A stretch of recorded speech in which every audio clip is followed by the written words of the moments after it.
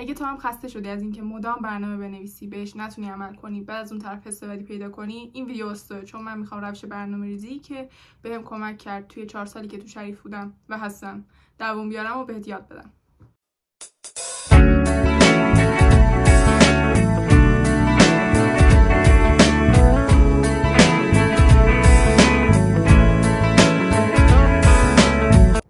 بچه‌ها سلام، من حدیثم، دانشجوی مکانیک شریف و امروز اینجام تا باهاتون یکم در رابطه با برنامه‌ریزی صحبت کنم. چون این موضوع همیشه از موضوعاتی بوده که توی دایرکت‌های اینستام زیاد می‌دیدم، توی کوئسچن باکسام می‌دیدم و حتی توی کامنت‌های یوتیوب هم زیاد می‌دیدم. پس چه وقتی بهتر از این که الان که یکم ترم شروع شده بشینیم با هم درباره این حرف بزنیم که چطوری برنامه داشته باشیم، چطوری به برنامه‌مون عمل کنیم و چطوری کنارش همه زندگیمون هم دانشگاه نباشه، چون من واقعا با این قضیه دست و پنجه نرم کردم. پس به نظرم شما پاشید مثل من یه قهوه یا چای واسه خودتون آماده کنید که این ویدیو رو ببینید. خیلی خوشحال میشم از اینکه چنلمو لایک و سابسکرایب کنید و کامنتاتون هم که مثل همیشه خیلی به من انرژی میده و من همش سعی میکنم اصولا جواب بدم. در رابطه با برنامه‌ریزی من هزاران روش امتحان کردم و بذارید اینو بهتون بگم. من یه مشکلی که داشتم این بود که توی دبیرستان خب من مشاور داشتم، همیشه پشتیبان داشتم تو مدرسه‌مون و واسه کنکورم هم مشاور داشتم. یعنی من هیچ وقت خودم مسئول برنامه‌ریزی واسه خودم به صورت جدی نبودم و دانشگاه واسه من اونجایی بود که من اولین بار کلی تایم داشتم و از اون طرف کلی کار داشتم و گیج شده بودم. یعنی نمیدونستم بعد چی کار کنم. تقریبا یادم میاد ترم اولم مثلا آبان، آذر اینا من پیش مشاورم هر دفعه داشتم گریه میکردم که من نمیتونم، من یا دارم درس میخونم یا دارم خیلی تفریح میکنم و نمیتونم این دوتا رو همزمان با هم بالانس کنم. این روشی که بهتون میخوام بگم و از یکم مشاوره و مرکز مشاوره دانشگاه یاد گرفتم. تقریبا الان 2 سالی که دارم ازش استفاده میکنم و واسه من خیلی جواب داده. یادتون نره توی برنامه‌ریزی حتما برنامه‌ریزی‌ها رو برای خودتون شخصی سازی کنید. برای اینکه مثلا الان من میگم که من کارامو به این 3 دسته تقسیم میکنم، اما شاید واسه شما مثلا 5 دسته باشه، 4 دسته باشه. خلاصه که حتما واسه خودتون شخصی سازی کنید. کار اولی که میخوایم بکنیم اینه که ما کارهامون رو میخوایم تقسیم بندی کنیم.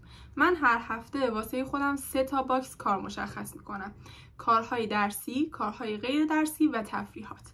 چرا این 3 تا دسته بندی رو میکنم؟ به خاطر اینکه اصولا من جز اینا کار زیادی ندارم. یعنی من الان سر کار نمیرم، صرفا درسمو میخونم، به خودم میرسم و خیلی خوشحالم از اینکه الان سر کار نمیرم، چون واقعا یه وقتیه که دارم خودم بیشتر تمرکز میکنم که خیلی به نظرم نیاز داشتم. توی باکس درسیم کارهای درسی که باید انجام بدم، کلاس هام رو جزوشون نمینویسم چون اونها جزو روتینم هستن، باید حتما انجامشون بدم. مثلا اگه قرار هستش یک مبحثی رو برای کنکورم بخونم یا یک مبحثی رو امتحان دارم، ددلاین دارم برای اونا جزو اون دسته میشن. باکس غیر درسیم کارهایی هستن که برای پروژه انجام میدم. یه وقتایی مثلا دارم یه مهارتی یاد میگیرم، یه نرم افزار جدید میخوام یاد بگیرم، یا حتی من اگه نمیدونید یه چیزی که خیلی بهش افتخار میکنم اینه که من مثلا ترم اول تا 4 الان خیلی کمتر من صبح بیدار میشم مقاله میخونم و مثلا اون کارا جزو کارهای غیر درسی منه، کارهایی که من در راستای درسم هستن اما برای خودم انجام میدم، یعنی هیچ فشاری روشون نیست. و فعالیت‌های واسه خودمم که مثلا کاری تفریحیمم، خب کتاب میخونم، سریال میبینم، فیلم میبینم، اصولا سعی میکنم آشپزی کنم واسه خودم یا مثلا کیک میپزم، شیرینی میپزم و اینجور کارها واسه من دسته 3 میشه. برنامه‌ریزی درست از هدف گذاری درست میاد. این چیزیه که ما یکم شاید سخت متوجهش بشیم. واسه من خیلی درک کردن این موضوع سخت بود. ما لازم هستش که هدف گذاری داشته باشیم. بیاید براتون از هدف‌های بلند مدت یه مثال بزنم. مثلا من میخوام یک مهندسی باشم که طراحه و سالید ورکسش خیلی خوبه، یه نرم افزاریه. خب برای رسیدن به این هدف بلند مدت من نمیتونم یه شب انجامش بدم. باید یک هدف میان مدت و کوتاه مدت داشته باشم. میان مدتش مثلا چی میشه که من تا 6 ماه آینده میخوام توی مثلا بخش اسمبلی سالید ورکس خیلی همه چیز رو بلد باشم، دستم توش روون باشه، نیاز نداشته باشم هی سرچ کنم واسه اینکه چه چیزی رو با چه روشی انجام بدم. خب هدف 6 ماه آیندهم اینه. پس هدف ماه آیندهم اینه که مثلا با میت کردن قسمت ها رو میبینید هی جزئی تر دارم میکنم، با میت کردن ها آشناشم، با میت کردن های مکانیکی آشناشم، مثلا چیزی که شاید تو دانشگاه خیلی به ما یاد ندن. هدف بلند مدت، هدف کوتاه مدت به ما میده و هدف کوتاه مدت به ما برنامه‌ریزی میده. یعنی اینکه من برای اینکه یاد بگیرم که خب میز کردن‌های مکانیکی چطورن، مثلا هر شب باید یه نیم ساعت واسش وقت بذارم. پس می‌بینید برنامه از هدف میاد، از اینکه ما مثلا توی 5 سال آینده، توی 2 سال آینده خودمون رو کجا می‌بینیم. این به ما یک تصویری میده که ما برای رسیدن به اون تصویر یک انگیزه‌ای داریم که اون انگیزه باعث میشه که ما یک مقداری برنامه‌مون رو پیگیری بیشتر کنیم. خب توی اینجا میخوام بهتون از گوگل کلندر بگم. من خیلی طرفدار برنامه‌ریزی‌های مجازی با لپتاپ یا تبلت و گوشی اینا نیستم. یعنی واسه من خیلی سخته کار کردن باهاشون. یعنی من یک دورانی واقعا واسه اینکه با نوشن کار کنم داشتم فیلم می‌دیدم و احساس کردم این درست نیستش که من برای اینکه یاد بگیرم با یک برنامه‌ریزی کار کنم بخوام بشینم کلی فیلم ببینم. یعنی احساس کردم منطقی نیستش. واسه همین من گوگل کلندر استفاده میکنم و به صورت جدی هم استفاده نمیکنم. یعنی اگه خواستید اینجا یا شاید هم اینجا براتون برنامه گوگل کلندرمو بذارم، صرفا ساعت کلاس هامو توش وارد میکنم و تایم های خالیم رو مشخص میکنم که طبق اونها بتونم برنامه هام رو بچینم. خب مثلا من میبینم من ساعت 12 تا ساعت 3 کلاس ندارم. من اصولا میتونم تو ساعتهای 1 ساعت و نیم یا 2 ساعت درس بخونم. 3 ساعت واسه من بازدهی نداره. یعنی من لازمه اون وسطش یک مقداری استراحت داشته باشم. پس یکی از کارهای درسیم رو میذارم اون وسط. فعالیت‌های جانبی خب قطعاً اولویت ما نیستن. تفریحات اولویت من در حال حاضر نیستن. شاید مثلا اگه تابستون بود تفریحات اتفاقا اولویت من بود. واسه همین سعی میکنم حداقل شبی نیم ساعت واسه خودم، واسه کاری که دوست دارم وقت بذارم. چون دوست ندارم خیلی همه زندگی و هویتم این باشه که درس میخونم، کلاس میرم و اینجور چیزا. واسه همین یادتون نره که حتما اون فعالیت هایی که حالا واسه تفریحات خودتون در نظر میگیرید رو توی برنامه‌تون همیشه داشته باشید. اما خب از اونجایی که خب یه بخشی از شماها کنکوری هستید، من خودم به شخصه نداشتم این کارهای تفریحاتی رو توی سال کنکورم. یعنی فوقش هفته یه اپیزود مثلا سریال میدیدم و جمعه ها هم مثلا یه کافه میرفتم یه نصف روز. یعنی خیلی مثلا حالا آدم میدونه دیگه یه وقتی نیاز هستش که تمرکز رو روی درس بذاریم یا یه وقتی لازم هستش که ما تمرکز رو روی ریسرچ و مقاله و اینجور چیزا بذاریم. نسبت به اون برنامه‌تون رو میتونید مرتب بچینید. وقتی من میگم من دوست دارم من برنامه‌ریزی های دیجیتال استفاده کنم، این به این معنا نیستش که من برنامه‌ریزی ندارم. این به این معناست که من آدم دفتری ام، کاغذ دوست دارم تو دستم باشه، دوست دارم خودم مسئول برنامه خودم باشم و خیلی سعی کردم از پلنرهایی که آماده هستن توی بازار استفاده کنم، اما بهم حس خوبی ندادن. واسه همین واسه خودم هر هفته مثلا شاید 1 ساعت هم وقت نگیره بشینم اینا رو واسه خودم نقاشی کنم یا هایلایتر بکشم. یه حس خوبی به من میده. حالا اگه پلنرهای آماده توی بازار واسه شما مناسبن که خب خیلی هم بهتره. اول چیزی که من هر هفته دارم بچه، اینو تصویرشون رو واسهتون میذارم. من یه برنامه هفتگی دارم که مینویسم صرفا هر روز چیکار باید بکنیم. اینو از روی همون 3 تا باکسام در میارم و اصولا فقط کارهای درسی و غیر درسی رو مینویسم، چون تفریحاتو دیگه خودم میدونم چی کارا دوست دارم دیگه، مگر اینکه کار خیلی خاصی باشه. مثلا میدونم فلان روز میخوام حتما برم سینما این فیلمو ببینم و اینجا صرفا همینا رو می‌نویسم. یه بخش نکست ویک هم دارم که اگه ددلاینی هست، امتحانی هست، میان ترمی هست که لازم هست روش تمرکز کنم، اونها رو یادم نره.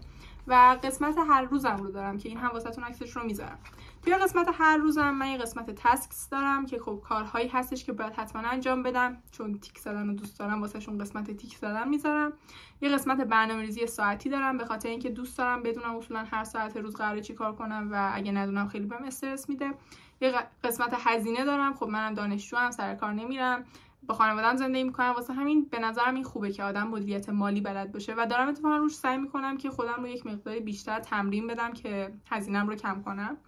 یک قسمت ساعت مطالعه، ساعت خواب دارم و یک قسمت هدف روزانه دارم. هدف روزانه من اصولا این نیستش که امروز میخوام بهترین خودم باشم، مثلا اینه که این قسمت رو حتما تمامش کنم، حتی اگه حالا تایم زیادتری روش مجبور شدم بذارم.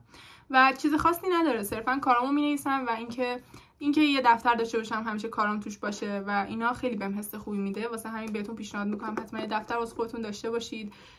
یکم شخصی سازی شده تره، یکم حس میده که حسی میده به آدم که خودت میدونی داری چی کار میکنی. و میگم من خیلی سعی کردم با نوشن ارتباط برقرار کنم و نتونستم، وگرنه نوشن واقعا هزاران آپشن به آدم میده که هزاران آپشن داشتم واسه من یکم چیزیه که اذیت کننده است. یک بخشی از این ویدیو برای برنامه‌ریزی و اینجور چیزاست، اما منظم بودن همیشه از برنامه‌ریزی و اینکه بدونید هر ساعتی از روز چه کارهایی قراره انجام بدید نیستش.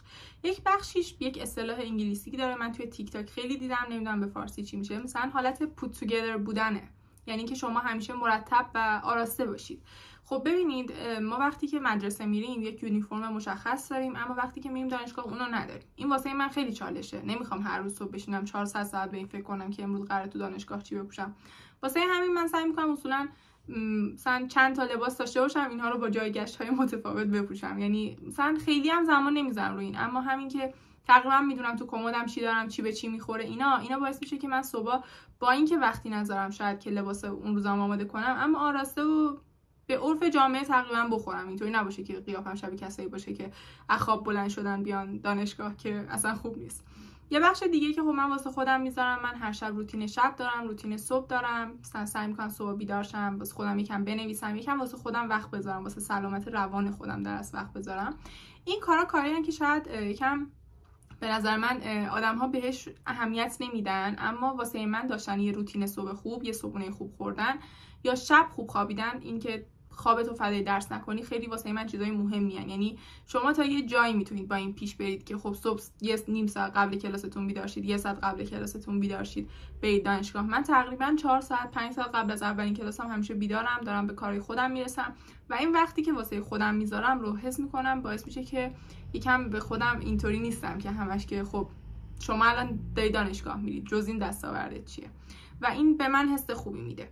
یه کار دیگه ای که میکنم همیشه اینه که خب بهتون اون دفعه نشون دادم توی کیفم وسیله‌های خودمو دارم، مثلا اگه خواستید برید ویدیوشو ببینید. مثلا سعی میکنم همیشه به این که عطر داشته باشم همراهم، اینجور چیزا اهمیت بدم. اینا شاید مثلا جزء منظم بودن نباشن، اما وقتی شما از لحاظ ظاهری یک حس خوبی به خودتون دارید، باعث میشه که یک حس خوبتری داشته باشید که بخواید به کارهاتون برسید.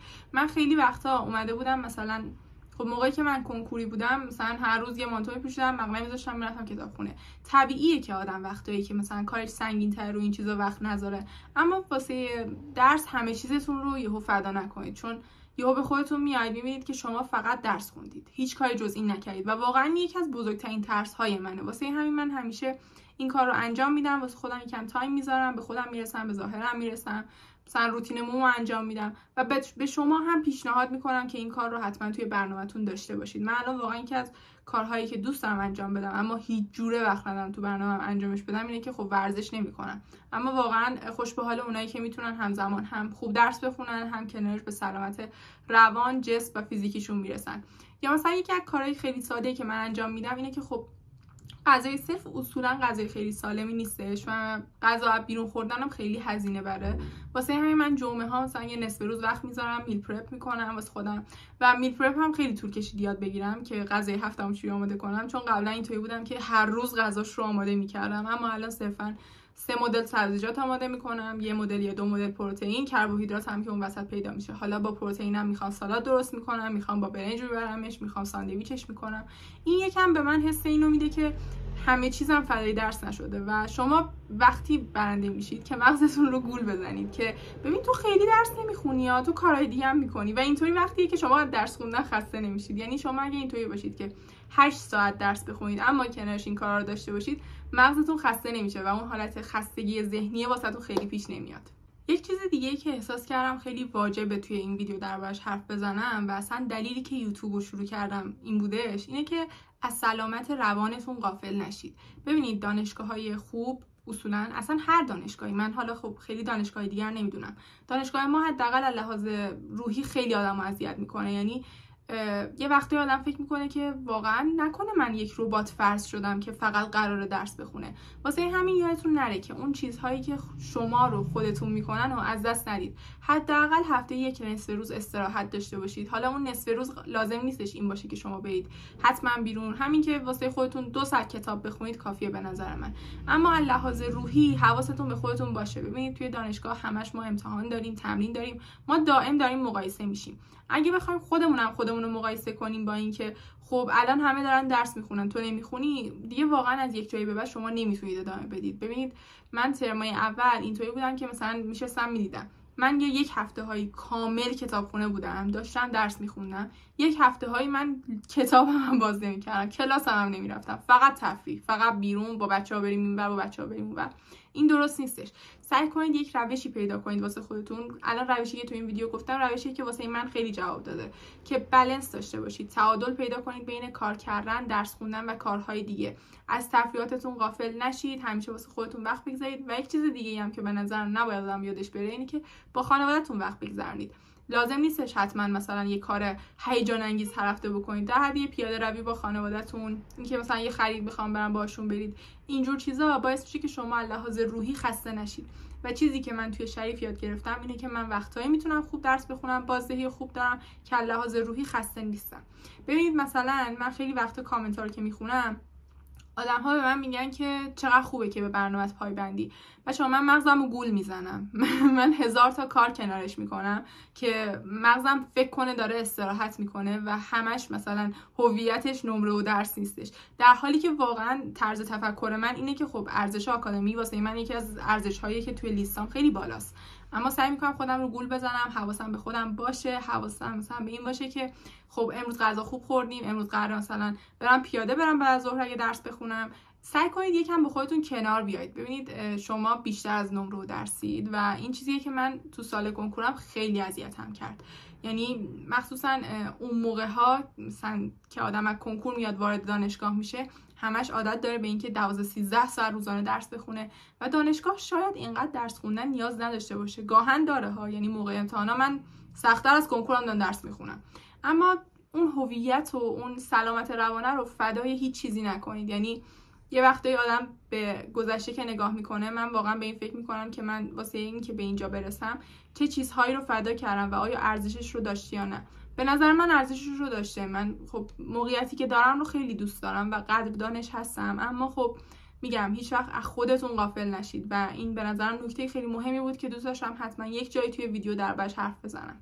خب بچه‌ها این بود از ویدیو امروز ما. من تصمیم گرفتم که از این به بعد هر هفته 2 تا ویدیو داشته باشیم اگر بتونم واقعا ضبط کنم و به برنامه‌ام برسم.